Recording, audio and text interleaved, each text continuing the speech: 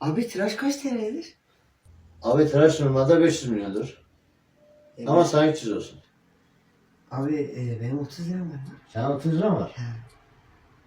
He. Gel. Tamam. Otur müşteri şey yapıp Tamam. gördüm sen yapın.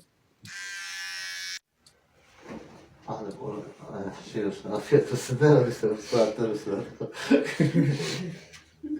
Geçiyor abi. O bir abi. Kaç siktir? 30 milyon demek var ha? Ha, yapacağım bir şey yok. Gerçekten 30 milyon mu? Başka para yok. Yok. Tamam. Abi ne yapıyorsun?